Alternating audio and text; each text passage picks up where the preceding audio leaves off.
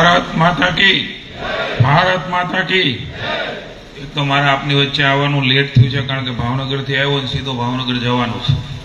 સવારે માનની ફળદુ સાહેબ આ જ પ્રકારના કાર્યક્રમમાં ત્યાં વક્તા તરીકે હતા. એટલે જેટલી પણ વાતો આપણે બધાએ વાગોળવાના છે, કંઈ આ વક્તા તરીકે તમને ભાષણ દેવાનું, બહુ જાણકાર છું, તમને કંઈ નથી જાણતા, આવા કોઈ આશયથી આવ્યો નથી. તમે એવા આશયથી સાંભળવા આવ્યા હો તો એ કાઢી નાખજો. વિભાજન વિભીષિકા સ્મૃતિ દિવસ ના આપણા આજના કાર્યક્રમમાં ઉપસ્થિત માનનીય આપણા અધ્યક્ષ આદરણીય ડૉક્ટર જયપ્રકાશજી સોની, માનનીય મેયરશ્રી પિંકીબેન સોની, અમારા સિનિયર સાથી અને સતત વડોદરાની વિધાનસભામાં ચિંતા કરી રહ્યા છે એવા આદરણીય યોગેશભાઈ પટેલ, એવા જ અમારા સાથી અને પીએસસી કમિટીમાં અમારી એક દિવાલે ઓફિસ છે, અંદાજ સમિતિની મારી બાજુમાં છે, ને મોટાભાગે એની ઓફિસમાં હું બેઠો હોઉં, કારણ કે પીએસસી કમિટીનો લોડ ઝાઝો હોય છે. અમે દર અઠવાડિયે મળીએ છીએ અને બેન કદાચ 15 દિવસે આવે છે. એટલે તમારે આ પાછી ચોખવટ કરવી પડશે. આયા તો બધું વિધાનસભાની પીએસસી કમિટી, માનનીય અધ્યક્ષશ્રીમાં ત્યાં પૂર્વ અધ્યક્ષ હાજર છે, એ કમિટી ગમે એટલી વાર મિટિંગ બોલાવી શકે. બાકી બધી જે કમિટીઓ છે એને મહિને 15 દિવસે એવી નિયમ છે, અને મહિનામાં 2 વાર હોય છે, એટલે 15 દિવસે આવે છે. અને કેટલીક મહિને 1 વાર હોય છે. પણ અમારું કામ જરાક સ્કેલમાં મોટું છે કે રાજ્યના તમામ હિસાબો જે સીએજી અથવા આપણે ઓડિટર કહીએ છીએ એ જે પેરા ઊભા કરે છે, અને વિધાનસભા વતી એ સોલ્વ કરવાનું કામ એ મારા ભાગે છે. એટલે અમે બંને લગભગ મળી જતા હોઈએ છીએ, અને એની ઓફિસ તો દર અઠવાડિયે હું ખોલાવી જ નાખું છું. એવા અમારા સાથી ધારાસભ્ય બેન શ્રી મનીષાબેન, એવા જ અમારા ધારાસભ્ય અને આ વિસ્તારના સક્રિય નેતા ભાઈ શ્રી ચૈતન્યભાઈ, પૂર્વ મંત્રીશ્રી અને પૂર્વ વિધાનસભાના અધ્યક્ષ અમારા સાથી વડીલ, જેમણે એક વિધાનસભાની કાર્યવાહીની બુક બહાર પાડી છે, પહેલી વખત હતી, એવા આદરણીય રાજેન્દ્રભાઈ, અમારા સિનિયર સાથી દંડક અને જીતુભાઈ, નામમાં ભૂલ થઈ જાય એવા અમારા જીતુભાઈ સુખડિયા, પૂર્વ પ્રમુખ અને પૂર્વ સાંસદ બેન શ્રી રંજનબેન, જસવંતસિંહ સોલંકી, રાકેશભાઈ, ભાઈ શ્રી સત્યન્યભાઈ, ચિરાગભાઈ, શીતલભાઈ, મનોજભાઈ, શૈલેષભાઈ પાટીલ, પૂર્વ વિધાનસભાના અમારા સાથી બેન શ્રી સીમાબેન, આદરણીય મંચ, આપ સૌ ઉપસ્થિત ભાઈઓ બહેનો, અને ખાસ આજના દિવસે મને અહીંથી હમણાં જાણવા મળ્યું કે 20 જેટલા એવા લોકો અહીંયા હાજર છે કે જે એ વખતે પાકિસ્તાનમાંથી ભારતની ભૂમિમાં આવ્યા હોય. આમ તો ભારતની જ ભૂમિ હતી એ પણ કમનસીબે આજે જે આપણે આ દિવસ મનાવી રહ્યા છે એ દિવસે એમને ફરજ પાડી કે તમે હવે આ ભાગ છે એ પાકિસ્તાનમાં છે, એટલે તમારે રહેવું હોય તો રહ્યો, અને નગર જતા રહ્યો પસંદગી છોડી. મિત્રો, અહીંથી આપણને કોઈ એવું કે કાલ તમારે વડોદરા છોડી દેવાનું છે, કોઈને પણ, એ મોટા હોય નાના હોય, આર્થિક સુખી સંપન્ન હોય, એ બેંક ટ્રાન્સફર કરીને એ ગમે ના રહી શકે એમ હોય, પેઢીઓથી જે ગામમાં રહેતા હોઈએ, જે સંસ્કાર, જે સંસ્કૃતિ, જે પ્રકારનો ઉછેર થયો હોય, બહુ મહત્વની વાત જો આમાં હોય તો ઉછેર છે. એ ઉછેર થયો હોય એ છોડીને, ભલે ગુજરાત રાજ્ય પણ છે આપણું, હવે રાજ્ય તો એક જ છે, પણ પ્રાંતની વ્યવસ્થાઓ અલગ છે, સંસ્કૃતિ અલગ છે, એનો ઉછેર અલગ છે. એ માનસ ઉપર હોય છે. મોટાથી એટલે આપણા માનસ કઠોર હોય છે. અહીંથી તમને કોઈ અત્યારે એમ કહી દે કે હવે તમે અત્યારે નીકળી જાઓ, કેટલા વિચારો એ વખતે આવતા હશે. એ 15મી ઓગસ્ટની પૂર્વ સંધ્યા, પૂર્વ રાત્રિ, એટલે આજે 14મી ઓગસ્ટ. માનની નરેન્દ્રભાઈને અભિનંદન આપી એટલા ઓછા છે. એમના તો દેશભક્તિની મિસાઇલો ઘણી બધી છે, એ ડીપમાં ચર્ચા કરવાનો આજે સમય નથી. પણ વિભાજન વિભીષિકા સ્મૃતિ દિવસ એ આજે આપણે યાદ કરવાનું, અને એ નામ આ 14મી ઓગસ્ટે કોઈ આપ્યું હોય તો તમારા મારા નેતા, વિશ્વના આગેવાન આપણા વડાપ્રધાન નરેન્દ્રભાઈ આ વિચારે. તો એ વખતે અહીંથી હમણાં નાનો મોટો એક ઉલ્લેખ કર્યો એમણે એમની વક્તવ્યમાં. કેવી સ્થિતિની અંદર અહીંયા આવ્યા છે. બધું છોડી દેવાનું. તમારું એમની સાથેનું, આપણા વતન સાથેનું, આપણા પૂર્વજો સાથેનું એક કનેક્શન હોય છે. એક સોસાયટીમાંથી બીજી સોસાયટીમાં રહેવા જઈએ ને, ક્યાંક વ્યવસ્થા ન હોય, ભાડે અથવા બદલી થઈ હોય, તો એના પરિવારને પૂછીને તો ખબર પડે કેવી માનસિકતા છે. મને અહીંથી આપણા ઘણા બધા આગેવાનો, બાલુભાઈ, ભાઈ શ્રી કેયુરભાઈ, આપણા શબ્દશરણભાઈ, આપણા MP શ્રી, એ બધાના ફોન આવ્યા કે આજે અમે અહીંયા નથી, અમે પણ એક કાર્યક્રમમાં જઈએ છીએ. મિત્રો, પરિવારમાં કાર્યક્રમ આપણા ગામમાં હોય અને આપણે બહાર ગામ હોય તો પણ જીવ અહીંયા રહેતો હોય તો એ વખતે તો ક્યાં જશું, હું કરશું, એવી છોડવાની વાતો. મેં આજે વાત કરી બાલુભાઈ, હું આ વાત મૂકીશ તો પણ આપણો જીવ હોય છે કે આજે હું અહીંયા નથી. કારણ કે આપણું અહીંયા વતનનું ગામ, આપણા કર્મનું ગામ, આપણા વડોય ત્યાં રહ્યા, આપણે મોટા થયા. હવે એ જોડાણ અને એની બધી અહીંયા આપણે હમણાં ફિલ્મ જોઈ છે. મિત્રો, આપણે ગૌરવ અનુભવ છે કે આપણે ભારતીય જનતા પાર્ટીના કાર્યકર. કોઈ રાજનીતિને મતો લેવાની વાત નથી. આ દેશમાં જે કમનસીબ ઘટના બની, અખંડ ભારત હતું, એમાંથી વિભાજન થયું, બે ભાગલા પડ્યા, અને પાકિસ્તાન જેવું હોળ આજે વિશ્વને હેરાન કરે છે ને, આ કેવી સ્થિતિ એ વખતે હતી. ભારતીય જનતા પાર્ટી એ વર્તમાનને, નવી પેઢી આને ન ભૂલે ને એટલા માટેના કાર્યક્રમો કરે છે. કોઈ પાર્ટી આ કાર્યક્રમો નથી કરતી સાહેબ. એટલે આપણને ગૌરવ છે કે આપણે ભારતીય જનતા પાર્ટીના કાર્યકર્તાઓ છીએ. જે દેશનો ઇતિહાસ, એ ઇતિહાસમાંથી શીખીને ભવિષ્યનું નિર્માણ કરવા માટેની આ વાતો કરવા ભેગા થાય છે. ઘણા લોકો તો એવું કહે છે ભૂતકાળની વાતો કરવાથી ફાયદો શું? મિત્રો, ઇતિહાસ તમે તપાસશો, વિકસિત દેશો, એમાં ઇઝરાયલનો સૌથી મોટો દાખલો છે, એથી પણ વિકસિત દેશો, એમણે પોતાનો ઇતિહાસ જાળવી રાખવા માટેના પ્રયાસો કર્યા. ભૂલોમાંથી સુધારીને આજે વિશ્વના જમાદારો બની બેઠા છે. અને એના માટે આપણા વિભાજન વિભીષિકા સ્મૃતિ દિવસ એ મનાવી રહ્યા છે. એના માટે સમગ્ર દેશની અંદર આ પ્રકારના કાર્યક્રમો થઈ રહ્યા છે. અહીંયા આપણે હમણાં ફિલ્મ જોઈ છે, કદાચ આપણે ફિલ્મ તરીકે મગજમાંથી નીકળી જતું હશે. માણસને કાપી નાખવાના, બેનો ઉપર બળાત્કાર ગુજરવાના. એક વખત એક સાથે રહેતા હોઈએ, એક મહોલ્લાની અંદર એક જ ધડાકે આમ અમે મારી નાખવા સુધી આવી જવાનો, દંગા ફસાદ કરી નાખવાના. પેઢીઓને પેઢીઓ. આ ભારત આઝાદ થયો ને ત્યારે તો મુસ્લિમ અને હિન્દુ બધા ભેગા હતા આઝાદીની લડાઈઓમાં સાહેબ. કલ્પના કરી શકીએ? અહીંયા આપણે બાજુ બેઠા છીએ અને ક્યાંક એવી ઘટના બની જાય, એવો ગોજારો દિવસ આવી જાય અને એ ઘડીએ આપણે છરીઓ લઈને બે બેઠા છે કે બીજી મારી નાખવાથી આવી જઈએ. કેવી સ્થિતિનું નિર્માણ એ મિત્રો એ વખતે થયું છે. ટ્રેન આવે અહીંથી, ત્યાંથી કોઈ ઉતરે નહીં અંદરથી, ગાડી ઉભી રહે સ્ટેશને, એક માણસ ઉતરે નહીં, કારણ કે લાશો જ હોય. કોઈ બેન અંદર હોય તો એના પતિને ભેટીને બેઠી. એમાં હું બહુ ડીપમાં નથી કહેવા માંગતો, આપણે જોયું છે. રાજનીતિ માટે થઈ, આવનારી સત્તાઓ માટે થઈને એ સમજોતા કરીને, સમજોતાની અંદર શરતો પણ મુકાણી હતી. કોઈ માં એના દીકરાનું કપાયેલું માથું એ ખોળામાં લઈને બેઠી હોય.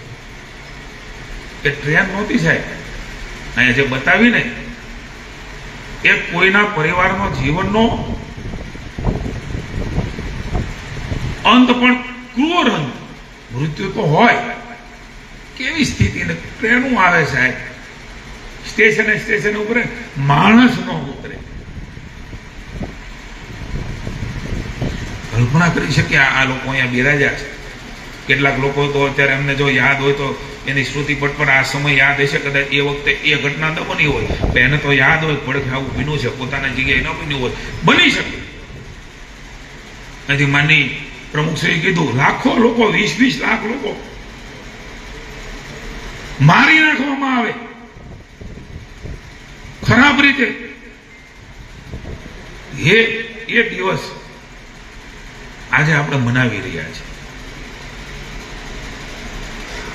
લોહી ને લોહીથી ભરેલીઓ એ ટ્રેનો હોય, લોહી નીકળતું હોય એ પગથિયા ઉપર, એ છાંટા ઉડ્યા હોય એ ટ્રેનો ઉપર, જે વાહન મળ્યું એમાં એ દેખાડે છે ને, એમાં નીકળી ગયા, વચ્ચે મારી નાખ્યા, કાપી નાખ્યા.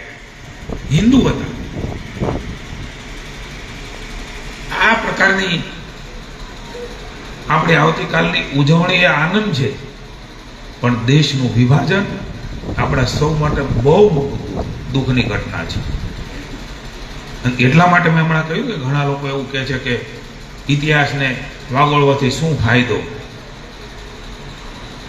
કારણ કે ઇતિહાસ પોતાના બાપ દાદાનો છે એટલે એ વાગોળવાની ના પડે છે. એના ખાતામાં છે. આપણા ખાતામાં તો ડોક્ટર શ્યામા પ્રસાદ મુખર્જી જેવા છે, જેમણે ભારે ઉદ્યોગ મંત્રાલય છોડી અને આ દેશને કાશ્મીર માટે એક થવા માટે થઈને, એની પરમિટ ન લેવી પડે એના માટે થઈને આપણા વાહકો જનસંઘની સ્થાપના કેવી રીતે થઈ? ઘણા બધા લોકો અહીંયા હાજર છે. કેવી રીતે પૂજ્ય ગુરુજીને મળ્યા? આ જ સમય હતો નહેરુજીની સાથે લિખાયત અલી સમજૂતી થઈ.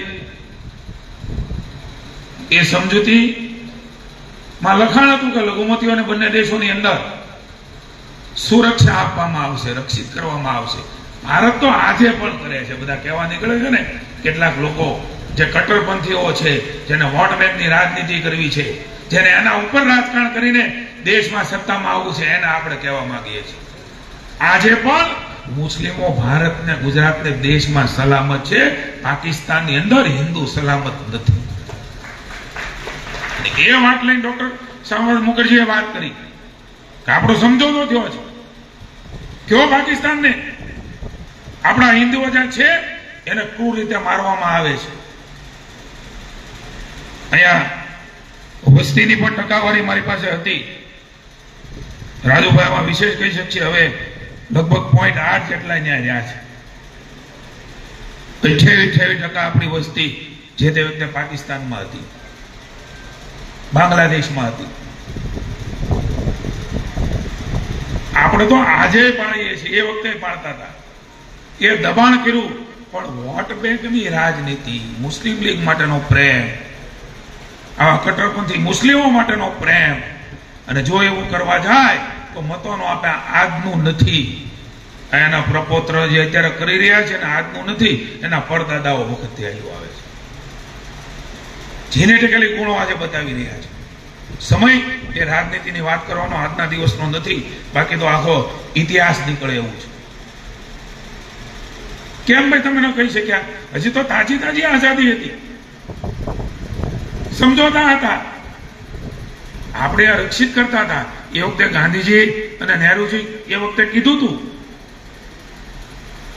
કે અમારી લાશ ઉપરથી હાલે તોય 2 ટુકડા ન થાય, આવું સપનું કોઈ ન જોવે, એવું નહેરુજી કહેતા હતા. અને એમણે રાતના અંધારાની અંદર નહેરુજીએ સહીઓ કરી, એમાં બતાવ્યું એમ કોઈ ભારતવાસીઓનો શું મત છે લીધા વગર, કઈ કોઈ સંસ્કૃતિ જાણતા હોય, વિસ્તાર જાણતા હોય એ વગર જે અંગ્રેજ આવ્યા અને કરી નાખ્યું, તમે આયા ને તમે આયા.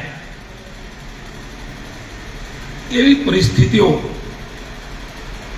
વોટ બેંકની રાજનીતિ. એટલા માટે એ પછી ગુરુજીને મળ્યા, ભારે ઉદ્યોગ મંત્રાલયમાંથી રાજીનામું આપ્યું, અને જનસંઘ જેવું આપણું રાષ્ટ્રતા સાથે જોડાયેલું રાષ્ટ્રનું કામ કરવા વાળી પાર્ટીનું નિર્માણ થયું. અને એમાંથી આજે ભારતીય જનતા પાર્ટી, આ કાર્યકર્તાઓ તમે બન્યા.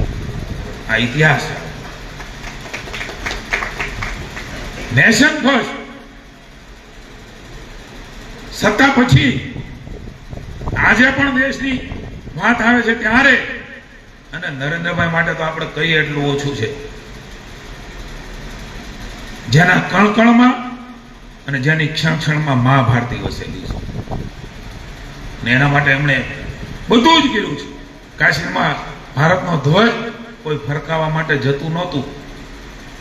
ચેલેન્જો થતી હતી કે કોઈ પણ ભારતવાસીએ એની માનું છઠ્ઠીનું દાવણનું દૂધ પીધું હોય તે શ્રીનગરમાં લાલ ચોકમાં આવી અને ભારતનો આઝાદી પછીની વાત કરીએ છીએ, એકતા યાત્રા કાઢી અને ત્યાં જઈ અને નરેન્દ્રભાઈએ એ આતંકવાદીઓની ધમકીઓની વચ્ચે, તોપગોળા બોમ્બોરાની વચ્ચે મા ભારતીનો ધ્વજ ફરકાવી દેરા ને એ માયકો લાલ આજે આપણો વડાપ્રધાન છે. એટલે કહીએ છીએ અમારા માટે દેશ સૌથી પહેલો છે. જલિયાંવાલા બાગથી પણ મોટી ઘટના આ 14મીના આપણા દિવસોથી. એટલા માટે મેં શરૂઆત કરી કે તમને કોઈ એમ કે તમે આ પ્રાંત છોડીને વયા જાઓ અને તમારે બધું મૂકીને વયા જવાનું છે, એવી જીવ હાલે આપણો. શું કરીશ, કેવો ધંધો કરીશ, મારી પેઢી શું કરશે, મારી આ માલ મિલકતો છે એનું શું થશે, બધું જ સાફ. આ માનસિકતા સાથે અહીંયા આપણા પરિવારો બેઠા છે.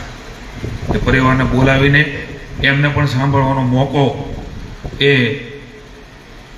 આઝાદી તો મળી પણ એ આઝાદી અધૂરી હતી, અને એટલે આપણે કહીએ છીએ. મેં હમણાં પત્રકાર મિત્રોએ પૂછ્યું ત્યારે કહ્યું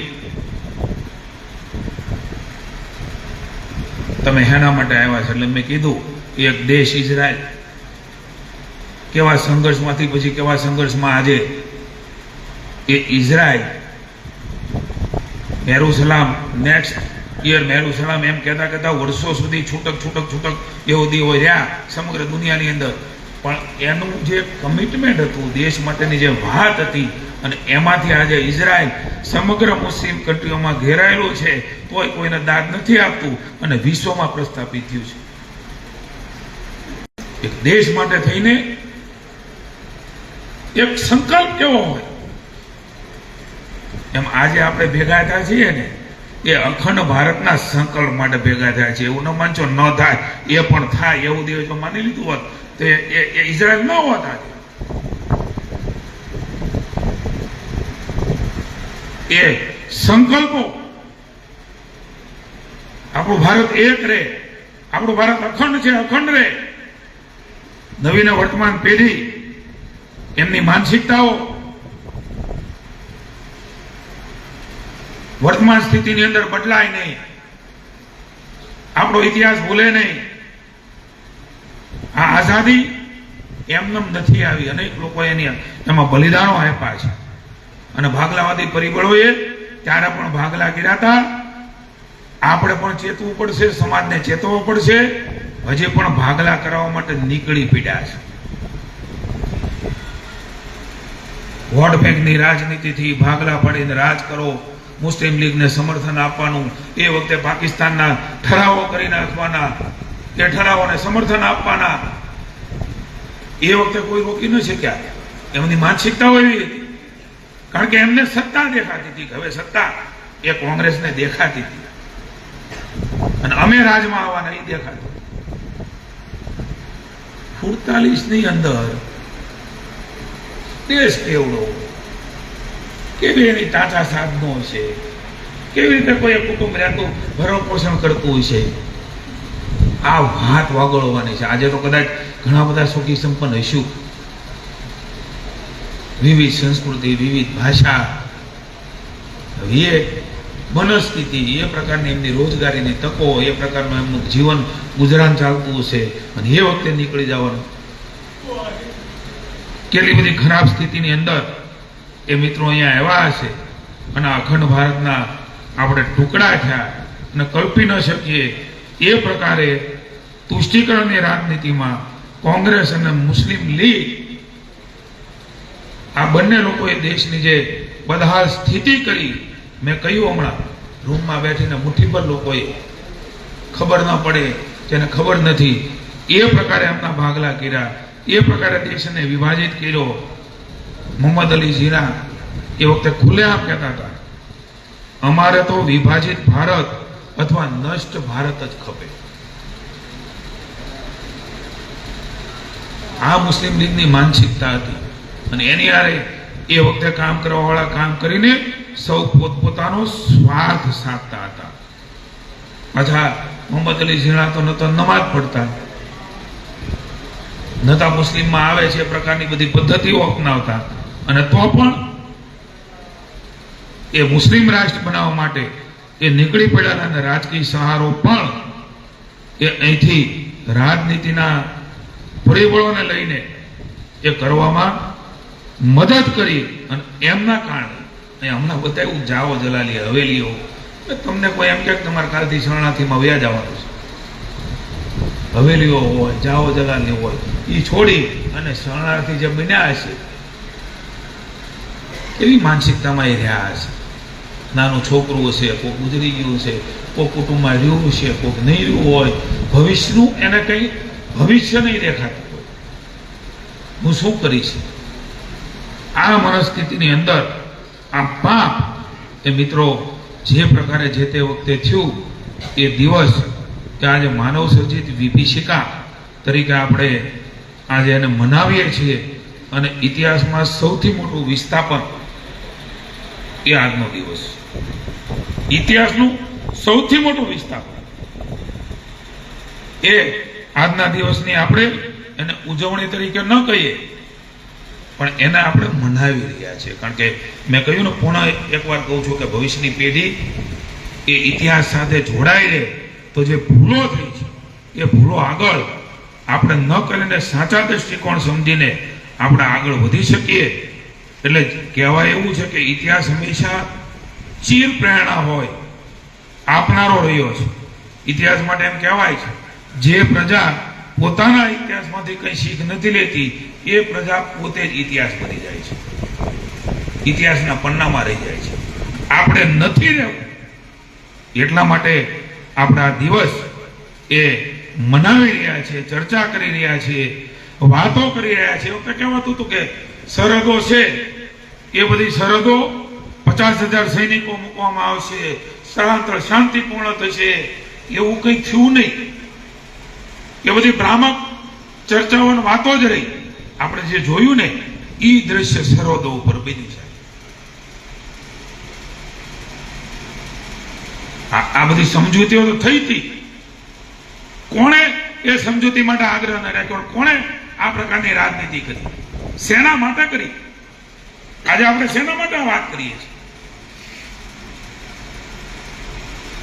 કેમ અન્ય પાર્ટીઓ વાત નથી કરતી? આ દેશના ભાગલે જાઓ, આ દેશના ટુકડા જાઓ, એ જો આપણને યાદ ન રહે તો આપણી પેઢી નમાલી પાકે. નમાલી પેઢી ન પાકે ને એટલા માટે ભારતીય જનતા પાર્ટીને સાથે સમગ્ર દેશની જનતા, તમે હું કાર્યકર્તા તરીકે કામ કરે, દેશની જનતા જોડાણી છે. મિત્રો આવો, હમણાં કવિતા આપણે જોઈને એ કવિતામાં આબેહૂબ કોઈ કવિએ આખી કવિતાનું એ દ્રષ્ટિમાન આપણે ચલચિત્ર જોયું છે. એ વખતે આપણા રૂવાડા બેઠા થઈ ગયા, અમે સામે બેઠા હતા, તમારા પણ થઈ ગયા છે. કારણ કે છેવટે તો આપણા ભારતીયો અને આપણા ભાઈઓ એ પેઢીઓમાં ગોતવા જશું, અને જ્ઞાતિ જાતિથી જુદા થયા છે, પણ એ પેઢીઓથી પૂછ્યું તો એકના એક જ છે. તો પછી આ બધી વ્યવસ્થાઓ બની હશે અને એમાં કદાચ જુદા જુદા થયા હશે. 22% હિન્દુ હતા, 0.8 રહ્યા છે પાકિસ્તાનની અંદર. બાંગ્લાદેશમાં 27 હતા, 7% રહ્યા છે. અને અહીંયા કૂદકે ભૂસકે વધે છે. આપણું માપદંડ છે, ગમે તમને અહીંયા હાંચવા છે. એ વખતની સમજૂતી, એ વખતેના વિચારો, એ વખતેની પાર્ટીઓ જુદી હતી, પણ અમે સર્વ ધર્મમાં માનીએ છીએ. એનું ઉત્તમ ઉદાહરણ આજે પણ અહીંયા છે. ત્યાં ઘટે છે ને અહીંયા વધે છે. અને છતાં બધા એમ કે છે અમારી ઉપર તો અત્યાચાર થાય છે. પાકિસ્તાન ને બાંગ્લાદેશમાં જઈને કોઈ પૂછે અત્યાચાર કોને કહેવાય તો ખબર પડે. આ અત્યાચાર તો રાજનીતિજ્ઞ જ લોકો કરી રહ્યા છે અને તમને બોલાવે છે અને તમે બોલો છો. બાકી દેશનો છોડતો પીડ્યો હોય. આજે આપણે નરેન્દ્રભાઈ સિંહ એનો કાયદો લાવ્યા,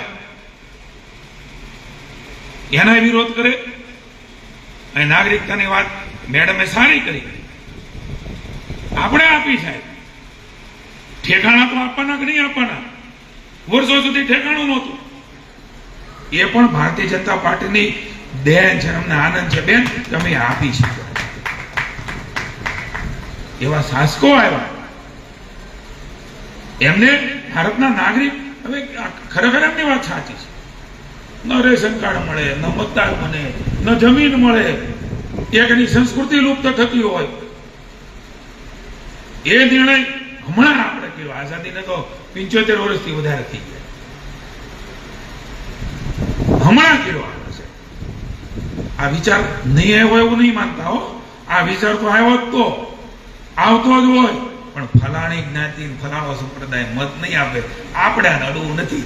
મોદી સાહેબે ન જોયું મત દેવા જ દે, ન દેવા જ ન દે, પણ આના અમે છીએ, કારણ કે અમારા ભારતીય.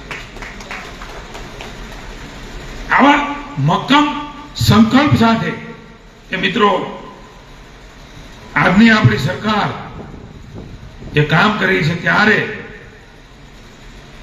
મને યાદ છે કે હું ભારતીય જનતા યુવા મોરચાનો 2007 થી 10 એ પ્રમુખ રહ્યો છું. આજે પણ આપણે હમણાં મને અહીંથી કીધું કે આપણે મશાલ રેલી કાઢવાની છે, અખંડ ભારત સ્મૃતિ દિવસની ઉજવણી. માનની નરેન્દ્રભાઈ આ મુખ્યમંત્રી હતા એ વખતે મેં મશાલ રેલીઓ કાઢી છે, અને મને આજે પાછો મોકો પ્રમુખ છે આપ્યો છે. આ શેના માટે છે મશાલ રેલી? યુવાનો એ સંખ્યાત્મક મશાલ રેલીમાં કેટલા છે એવું ન જોવે એ મારી વિનંતી છે. ગુણાત્મક રીતે જે આપણો ઇતિહાસ છે, આજે જે ભાગલા પીડા છે, એ અખંડ ભારત બને એના માટે થઈને અખંડ ભારત સ્મૃતિ દિવસની આ આપણી મશાલ રેલી છે. આજે નહીં તો કાલે આપણે કરવાનું છે. આ સંકલ્પ લઈને યુવાનો એના માટે ના રેલીઓ છે.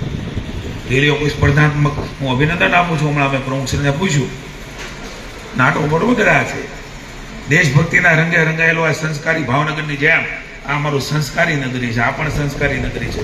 અમારું ભાગણ પણ સંસ્કારી નગરી છે. 32,000 લોકો ભારતનો ધ્વજ લઈને નીકળે. સાહેબે શું દ્રશ્ય બન્યું મેં ટીવીમાં જોયું. સંખ્યા મેં હમણાં પૂછી, 32,000 લોકો આઝાદીના આટલા વર્ષ પછી એ આપણી તિરંગા યાત્રા, આપણી આન બાન ને શાન, હમ દિન ચારે ન રહે તેરા વૈભવ અમર રહે. આપણો વૈભવ એટલે આપણો તિરંગો છે. એ આન બાન શાન સાથે તમે દમ સાથે એ તિરંગા યાત્રા કાઢી છે. એટલે કાર્યકર્તાઓને લાખ લાખ અભિનંદન આપું છું. કોઈ પરોક્ષ, કોઈ પ્રત્યક્ષ, હું તો એને સંખ્યામાં પણ નથી જોતો, પણ ચર્ચાઓ કેટલી થઈ છે. 32,000 આવ્યા છે. એમાંથી કોઈ કુટુંબમાં કોઈ 2 ભાઈ, 25,000 કુટુંબમાં એની આડોશી પાડોશીમાં હું ત્યાં જાઉં છું. તિરંગા યાત્રા છે, હાલ્યો છે, ક્યાંય આવ્યો છે, ઘરે ગયો છે. કેટલા લોકો સુધી મા ભારતીની આ તિરંગા યાત્રા, આઝાદીનું આપણો પર્વ, આવતીકાલની ઉજવણી, અખંડ ભારત સ્મૃતિ દિન, વિભાજન વિભીષિકા સ્મૃતિ દિવસ, આની વાતો કેટલી થઈ છે? કોઈને કલ્પના આવે છે? કેટલી ચર્ચાઓ થઈ હશે? એ માણસ દેશ સાથે જોડાવા, રાષ્ટ્ર સાથે. આ કામ આપણા ભારતીય જનતા પાર્ટીના વિચારો, આ કામ આપણું છે, દેશ સાથે જોડવાનું છે. મને કોરોના યાદ આવી ગયો. સમયની મર્યાદાઓ છે, પણ હવે યાદ આવતું જાય છે બધું. થાળી વગાડો તો હું થાળી વગાડવાની હતી ખાલી. દીપક પ્રગટાવવાનો હતો. જનતા કર્ફ્યુ, ઘરમાં પુરાઈ જાઓ, એ કઈ કેદી બનાવવાની હતું. માણસ ભાંગી ગયો તો આ બંને લાગુ પડે છે. માં છોકરાનો નહીં, પતિ પત્નીની નહીં, પતિ પત્નીનો નહીં. આ સ્થિતિ હતી. આમ થાળી બહાર મૂકી દેતા હતા, આપણે ખાઈ લે. મા બાપને દીકરાની લાશમાં સ્મશાન સુધી કોઈ અગ્નિ સંસ્કાર હતો નથી ગયા તમારા મારા હગામાં. માણસ તૂટી જાય, ભાંગી જાય, એને કઈ દિશા ન દેખાય. વિશ્વમાં પહેલી વાર હોય. એનો રોગનો ઈલાજ શું છે ખબર ન હોય. પ્રયોગો ચાલતા હોય, પૈડાઓ થંભી જાય. એરોપ્લેન હોય તે પીડ્યા રહે, એને જવું જ છે બહાર. જાય કેમ? આજે આપણે શરણાર્થીઓ જે પ્રકારે કેમ્પમાં રહ્યા છે ને, એમ તમે નું ગાડીવાળા ગમે એટલા હશું, દૂધની થેલીમાં લાઈનમાં ઉભા રહ્યા, કરોડપતિ હરકો રોડપતિ હરકો. હું એટલા માટે યાદ કરું છું, નરેન્દ્રભાઈએ એ વખતે દેશની જનતાને દેશ સાથે જોડવાનું કામ કર્યું, માનસિક રીતે વિશ્વાસ અપાવવાનું કામ કર્યું, કોરામાંથી બહાર નીકળ્યા. આપણને તેવું હતું કે આ બધું થાળી વગાડી, આપણે આરતી ઉતારી, આપણે લાઈટ ગુલ કરી, એટલું નહોતું સાહેબ. નરેન્દ્રભાઈ આજે પણ પ્રજાને દેશ સાથે જોડાવાનું કામ અલગ અલગ રીતે યોજનાઓ થકી, કાર્યક્રમો થકી, કામ થકી, નીતિઓ થકી કરી રહ્યા છે. દેશ સાથે જો આપણે નહીં જોડાઈએ તો મિત્રો માનજો કે ગુલામી કોઈને કોઈ રીતે 200 વર્ષ રહી હતી કે પાછી કોઈને કોઈ રીતે કોઈ સ્વરૂપે, એ સ્વરૂપે નહીં હોય પણ બીજા સ્વરૂપે આવવાની છે. કદાચ તમે ન ભોગવી પણ પેઢીઓ ભોગવે નહીં ને, એટલા માટે જાગૃતિ સાથે આ પ્રકારના ઇતિહાસને આપણે ઉજાગર કરીને નીકળવાનું છે, કામ કરવાનું છે. એ પ્રકારે આપણા વ્યવહાર થકી આપણે બધાએ આગળ ઉપર કમિટમેન્ટ સાથે કામ કરીએ એવી મારી આપ સૌને વિનંતી છે. મિત્રો, ખૂબ બધી વાતોને ચર્ચાઓ કે લગભગ આમાં આવી ગઈ છે. એ કાલખંડ પ્રયોગ જ ના આવે, એ દિવસો એ મારા નહીં, ભારતવાસીઓના ક્યારેય ના આવે. બાકી ઉભા જ છે હો, એ પંજો રાક્ષસી ઉભો જ છે. એ ક્યારેક કોઈ જ્ઞાતિને, કોઈ સંપ્રદાયને, ક્યારેક આતંકવાદીઓને, ક્યારેક પડોશી દેશોને રાજનીતિ, વોટ બેંકની રાજનીતિ કરવા માટે થઈને પ્રેરશે. અને આ દેશ પરોક્ષ રીતે, અલગ રીતે ઘણા બધા દેશો, ઘણા દેશોના હાથના ગુલામ છે. ભલે સ્વતંત્ર રહ્યા, હું ડીપમાં નથી કહેવા માંગતો, કારણ કે એમાંથી નવા વિષયો ઉભા થાય છે અને આખા દેશમાં ટીવીમાં જાય છે. તમે સમજુ લોકો છો, ઘણા દેશો આઝાદ છે પણ અન્ય વિકસિત દેશોના પપેટો છે. એ દિશામાં આપણે નથી જવું. એટલે આ વિભાજન વિભીષિકા સ્મૃતિ દિવસ એ આપણે મનાવીએ છીએ. આપણે એને લોકો સુધી મનાવીને લોકોને આ દેશ સાથે જોડવાનું કામ કે તમારે, મારે, યુવાનોએ અને વર્તમાન પેઢીએ રાષ્ટ્રના નિર્માણ માટે કરવાનું છે. ત્યારે મિત્રો વિશેષ નહીં કહેતા, ઇઝરાયલ જે પ્રકારે દેશભક્તિ માટે સમગ્ર વિશ્વની અંદર, આપણે નથી એવું નથી કહેતો, આપણે પણ સમયે સમયે આપણી જનતાએ દેશભક્તિ બતાવી છે. જ્યારે જરૂર પડે ત્યારે બતાવી છે, જ્યાં જરૂર પડે ત્યારે બધું સ્વાહા કરીને બતાવી છે. જેને દેવું પડે તો ખુલ્લું એને પોતાના બધા જ તિજોરીઓ મૂકીને અન્ય લોકો માટે આપ્યું છે. એ આ ભારત છે. એટલે ભારતને અપકોડવાની તો વાત જ નથી. કર્યું છે પણ કાળક્રમે એ ભૂસાઈ ન જાય ને એમના માટે, આ અસ્તિત્વ જાળવવા માટે નેશનલ કેરેક્ટર એ કેવી રીતે બની રહે અને જે બન્યું છે એ કેવી રીતે ડેવલપ થાય, એ વર્તમાન નવી પેઢીની યુવાનો માટે જરૂરી છે. અને એ ડેવલપ થશે તો મિત્રો ભરોસો રાખજો, આપણું અખંડ ભારત એ પાછું આવતા વાર નહીં લાગે. પણ નેશનલ કેરેક્ટરનું ડેવલપમેન્ટ એ લગભગ તૂટતું જાય છે. એ માત્ર આપણા મનમાં, આપણા પુસ્તકમાં, આપણા આઝાદીના પર્વમાં, આપણા ધ્વજવંદન પૂરતું જ ન રહે. એ સાચા અર્થમાં એ ડેવલપ કરીએ, જનતાનું એ નેશનલ કેરેક્ટર બને. એટલા માટે નરેન્દ્રભાઈ નેશન ફર્સ્ટની વાત કરે. મારો દેશ પહેલા. વ્યક્તિ સે બડા દલ, દલ સે બડા દેશ હોતા. આપણે એના ઉત્તમ ઉદાહરણો છીએ. જ્યારે જરૂર પડી ત્યારે જનસંઘના ધારાસભ્યો, સંસદ સભ્યો હતા, પણ આ દેશને જરૂર પડી, કોંગ્રેસના અત્યાચાર થયા, સમગ્ર પાર્ટીઓ એક બની પોતાની જાતને ઓગાળવાનું કામ એ સહેલું નથી. જનસંઘે પોતાની જાતને ઓગાળ્યું અને એ વખતે જનતાદળ બન્યું. આ દેશ માટે પોતાની જાતને ઓગાળનાર એ પાર્ટીના આપણે કાર્યકર્તાઓ છીએ, એના વાહકો છીએ. આપણે કરીને બતાવ્યું છે. જરૂર પડે ત્યારે આપણા વિચારોએ આ બધું જ કરવાને બતાવ્યું છે. ત્યારે એ બાજુમાં ચીન હોય, અહીંયા પાકિસ્તાન હોય, બાંગ્લાદેશ હોય, એ સરહદો હું કે ગમે એવી ટેરિફની ચર્ચાઓ થતી હોય, નેશનલ કેરેક્ટર ડેવલપ થશે ત્યારે આ બધા વંડીઓ પાર પાડીને મહાભારતી વિશ્વગુરુના સ્થાને બેસશે. એમાં કોઈ શંકાને સ્થાન નથી. જે હુતાત્માઓએ બલિદાનો આપ્યા, આજે વરસાદનો ઉપરથી કદાચ એ આપતા હશે. એના આત્માને ઢાઢક હશે કે વડોદરામાં આ બધા અમને યાદ કરીને ભેગા થયા છે એટલે વડોદરામાં વરસાદ વરસે. એવા આવા સમયે આપણે ભેગા થયા છીએ ત્યારે એમના બલિદાનને યાદ કરીએ, એમને શ્રદ્ધાંજલિ આપીએ અને સાચી શ્રદ્ધાંજલિ આપણા વ્યવહારની અંદર આપણે 10, 15, 20 લોકોને આપણી પહોંચ છે ત્યાં સુધી એને રાષ્ટ્રીયતા સાથે, નેશનલ કેરેક્ટર સાથે, નેશનલ કેરેક્ટર હોય તો ડેવલપ કરવા સાથે જો જોડી શકીએ તો મને એવું લાગે છે કે ઉત્તમતાનો વધારે આશીર્વાદ આપણને મળશે અને ખૂબ ઝડપથી આપણો દેશ એ વિશ્વમાં મહાન દેશ તરીકે પ્રસ્થાપિત થઈ છે. આપ સૌને હું આ દિવસની એને ઉજવણી નથી કહેતો, પણ આ દિવસ જે મનાવ્યો છે એમના માટે એક બાજુ આનંદ છે કારણ કે કાલે આપણું રાષ્ટ્રીય પર્વ છે, આપણું સ્વતંત્રતા પર્વ છે, આપણે ગુલામીમાંથી આઝાદ થયા તે એ દિવસ છે અને આજનો દિવસ એ વિભાજનનો દિવસ છે. આમની વચ્ચે આપણે આપણી કેડી કંડરીને આગળ વધીએ. ભારત માતા કી જય, વંદે માતરમ, જય જય ગરી ગુજરાત.